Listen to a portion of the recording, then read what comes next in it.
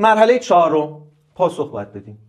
مطالعه دقیق رو کردی، حالا میخوای بین 4 گزینه یک گزینه رو تعیین بکنی، پاسخ بدی. 2 تا نکته رو تو ذهنت داشته باش.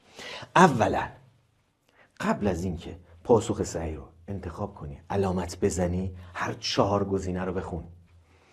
اگر دیدی گزینه 1 درسته، گزینه 1 رو انتخاب نکن و برو. 3 تا دیگر رو بخون. شاید دومی درست‌تر بود، سومی درست‌تر از اون، چهارمی از همه‌شون درست‌تر. وقت باید 4 رو بزنی. در حالی که اگر 1 رو ببینی درسته بزنی بری، دیگه از 2 و 3 و 4 خبر نداری. توی تستای درک مطلب این اتفاق زیاد میفته. اصولا تو هوش کلامی اتفاق زیاد میفته. درک مطلب هم هوش کلامیه دیگه.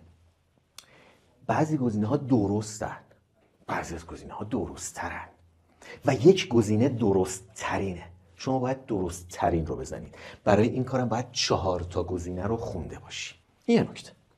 نکته دوم، خیلی از اوقات تو این تستا 2 تا 3 تا گزینه شبیه به همن، به نظر درست میان، آدمو گیج میکنن، پیچیده میشه کار، خیلی پیش میاد در واقع توی تستای درک مطلب و هوش کلامی کلا این حالت رو زیاد داره.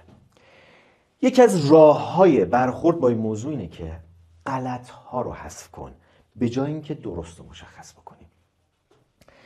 ببین کدوم گزینه رو میتونی بذاری کنار. این نیست. اول اونا رو حذف کن. اگه یکی موند که چه دیگه؟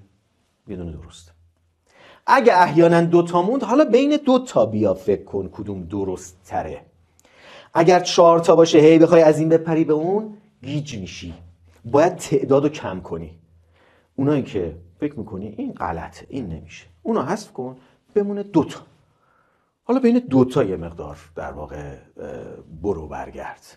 اینجوری راحت تر به جمع‌بندی میرسی تا بخوای بین 4 تا بری و برگردی. این هم یکی از استراتژیایی که توی تست درک مطلب خیلی مفیده و به درد میخوره. خب 4 مرحله رو توضیح دادیم. حالا میریم سراغ یک نمونه از تستای درک مطلب که تو آزمون امسال برای گروه زبان اومده. میخوایم تمام چیزایی که یاد گرفتیم، تمام روش‌ها، تمام استراتژی‌ها رو روی این تست پیاده بکنیم.